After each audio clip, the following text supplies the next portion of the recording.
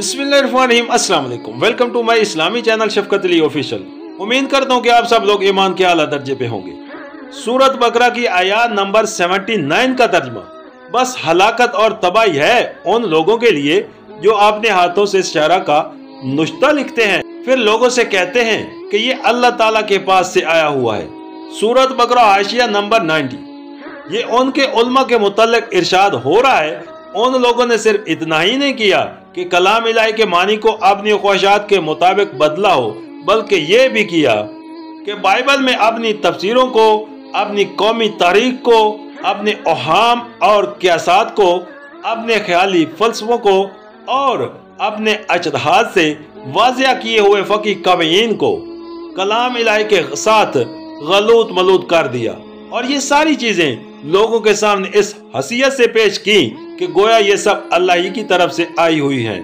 हर तरीक़ी अफसाना, हर मुफस्सिर की तावल, हर मुतकल्लिम का इल्हादी अकीदा और हर फ़की का कानूनी अजतहाद, जिनसे मजमुआ कुतुब मुक़द्दसा बाइबल में जगह पाली, अल्लाह ताला का कौल वर्ड ऑफ गॉड बन कर रह गया।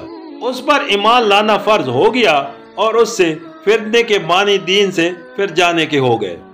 सूरत बकरा की आयत नंबर 80 का तर्जमा वो कहते हैं कि दोज़ख की आग हमें हरगिज़ छूने वाली नहीं है। अला ये कि चंद रोज की सजा मिल जाए तो मिल जाए।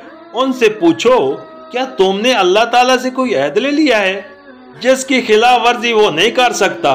या बात यह है कि तुम अल्लाह ताला के जिम्मे डालकर ऐसी बातें कह देते हो जिनके मुतल्लिक तुम्हें इल्म नहीं है, उसने उनका जिम्मा लिया है। सूरत बकरा हाशिया नंबर 91।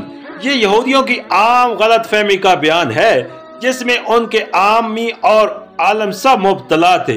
वो समझते थे कि हम ख्वाह कुछ भी करें, बहरहाल क्योंकि हम यहूदी हैं लिहाजा जहन्नम की आग हम पर हराम है, और बिलफर्ज अगर हम को सजा दी भी गई तो बस चंद रोज के लिए वहां भेजे जाएंगे और फिर सीधा जन्नत की तरफ पलट दिए जाएंगे। सूरत बकरा की आयत नंबर 81 का तर्जमा आखिर तुम्हें दोज़ख की आग क्यों न छुएगी?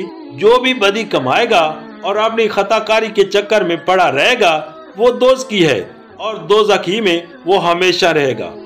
सूरत बकरा की आयत नंबर 82 का तर्जमा और जो लोग ईमान लाएंगे और नेक अमल करेंगे वही जन्नती हैं और जन्नत में वो हमेशा रहेंगे।